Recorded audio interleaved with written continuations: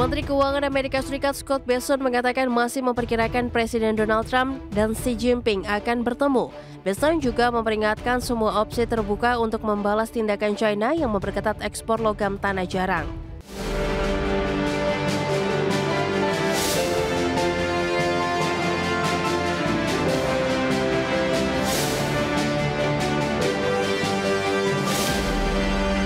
Dan selanjutnya mari kita coba simak beberapa sentimen yang berkembang di sepanjang perdagangan hari ini yang berhasil dihimpun oleh tim redaksi kami dan diproyeksikan akan mempengaruhi pergerakan indeks harga saham gabungan di sepanjang perdagangan hari ini.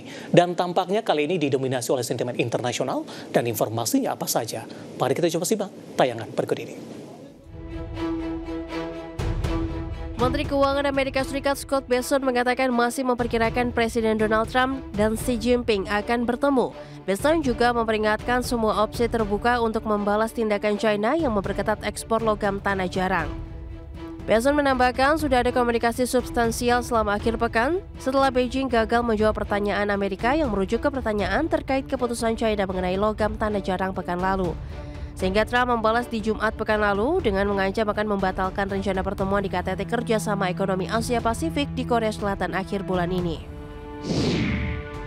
Dikutip dari Bloomberg, Gubernur Federal Reserve The Fed Bank of Philadelphia, Anna Paulson, mengisyaratkan mendukung 2 kali pemangkasan suku bunga sebesar 0,25% di tahun ini.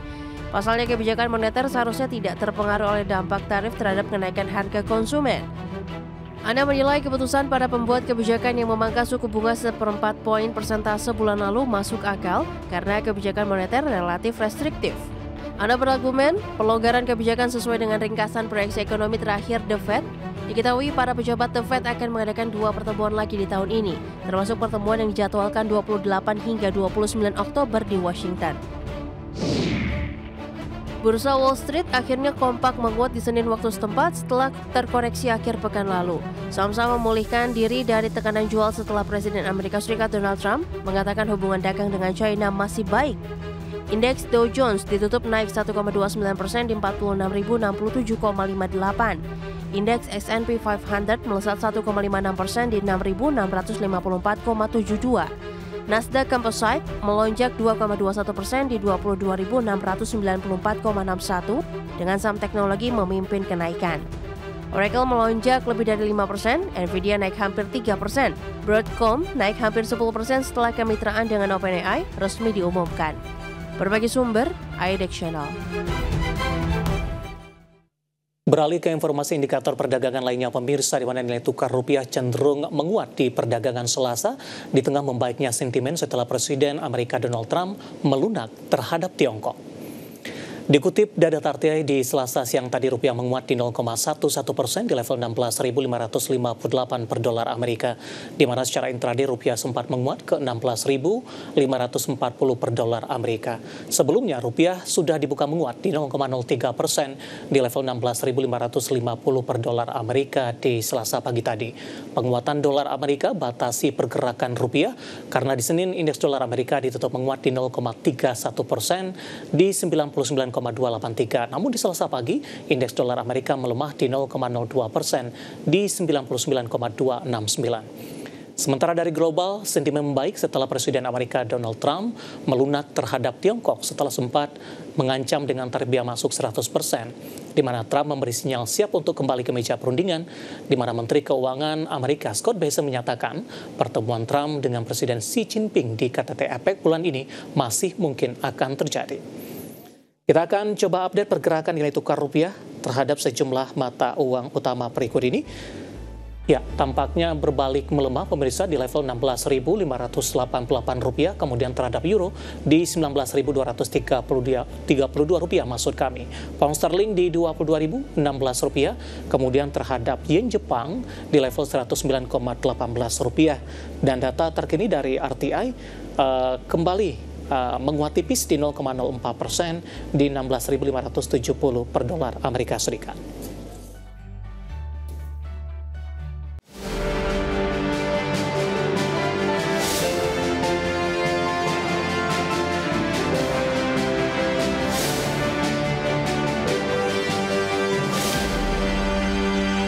Halo pemirsa, kabar kurang baik datang dari indeks harga saham gabungan di sepanjang perdagangan hari ini. Secara intraday sempat melemah cukup dalam di atas 3% dan kembali diperdagangkan di level 7.900-an. Namun kabar baiknya adalah di 30 menit jelang penutupan perdagangan di sesi kedua hari ini, pelemahan lebih ke arah terpangkas meskipun masih melemah di atas 1% dan indeks harga saham gabungan sudah kembali diperdagangkan di atas level 8 ribuan. Saham-saham konglomerasi dari Grup Prayogo Pangestu dan Happy Apsoro hari ini menjadi pemberat utama pergerakan indeks harga saham gabungan, dan kondisi ini juga terbebani oleh lanjutan pelemahan saham-saham perbankan big cap. Kondisi berbeda terjadi untuk saham-saham emiten emas. Beberapa sahamnya masih melaju cukup kencang di tengah pelemahan dalam indeks harga saham gabungan.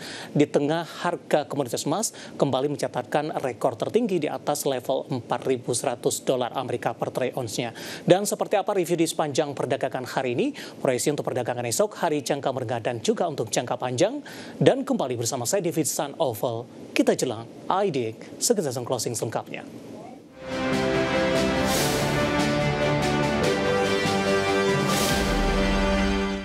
Dan seperti biasa pemirsa, mengawali perjumpaan saya akan coba sampaikan update pergerakan indeks harga saham gabungan di 30 menit jelang penutupan perdagangan di sesi kedua hari ini. Seperti yang kami informasikan sebelumnya, pelemahan dari indeks harga saham gabungan sudah terpangkas, namun posisinya masih melemah cukup dalam, di mana posisi saat ini melemah di 1,71% di level 8 ribuan, tepatnya di 8.084.781 maksud kami. Di mana secara intraday di sepanjang perdagangan hari ini, indeks harga saham gabungan dibuka di zona hijau pada pagi tadi di level 8.269.480.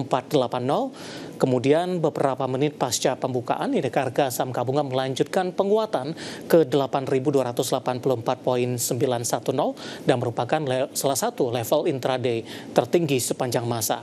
Namun, jelang penutupan perdagangan di sesi pertama pada siang tadi dan memasuki perdagangan di sesi kedua, 30 menit pasca pembukaan sesi kedua, indeks harga saham gabungan berbalik ke zona merah, mengalami koreksi cukup dalam di atas 3% pelemahan hingga menyentuh ke level intraday terendah hari ini di 7.974.030. Saham-saham yang menjadi pemberat, saham-saham dari konglomerasi Grup Prayogo Pangestu ada CDIA, anjlok di 10% di 2030, cuan melemah di 11,91% di Rp2.440 per saham. BRBT tertekan di 5,70% di 3.970, PTRO melemah di 5,32% di 6.675. Sementara posisi Brand melemah di 3,31% di Rp9.500 per sahamnya. Sementara pelemahan juga datang dari saham-saham grup konglomerasi lainnya. Pemirsa, ada Raja anjlok di 13% di 4.930 setelah mengalami penguatan signifikan dalam beberapa waktu terakhir. Kemudian posisi Ratu melemah di 12,32% di Rp9.075 per sahamnya. Dari perbankan big cap, pemberat juga datang dari BBCA di 0,68%, sudah berada di level 7.200-an pemirsa di 7.275. Di mana pada perdagangan hari sebelumnya BBCA masih mampu menahan supportnya di 700. BMRI melemah dalam di 2,13% di Rp4.140 per sahamnya. Kemudian juga ada BBNI. Posisi saat ini juga melemah di 1,79% di 3830, sempat menguat ke 3940 di sesi pertama pada pagi tadi.